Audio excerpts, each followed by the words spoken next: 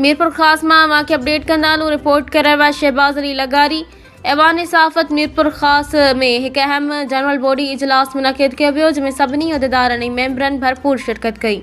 इजलास की सदारत ऐवान सहाफ़त के सदर अज़हर अली चढ़ड़ कई, जॾहिं त सरपरस्त आला मोहम्मद हाशिम शर समेत ॿिया सीनियर सहाफ़ी उहिदेदार ऐं मेंबर पिणु मौजूद हुआ।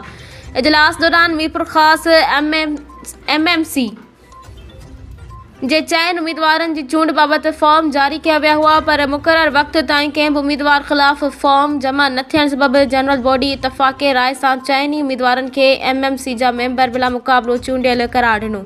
चूंड खां पोइ ऐवान सहाफ़त जे सभिनी मेंबरनि नवनि चूंडियल अरकान जो राजा सिंधी, नरेश कुमार, जयराम दया ऐं नौमान लगारी खे मुबारकबाद ॾिनी ऐं संदन लाइ नेक तमन्नाउनि जो इज़हार कयो। मौक़े ते इजलास में ऐवान सहाफ़त खे दरपेश मुख़्तलिफ़ मसइलनि, सहाफ़ियुनि खे पेश ईंदड़ ॾुखियाइयुनि ऐं सहाफ़ती ज़िम्मेवारियुनि बाबति पिणु तफ़सीली बहस कयो वियो। इजलास में इन ॻाल्हि ते ज़ोर ॾिनो वियो त सहाफ़ी बिरादरी पंहिंजा पेशेवराना फ़र्ज़ ईमानदारी, ग़ैर जांबरदारी ऐं ज़िम्मेवारी सां अदा कंदी रहंदी।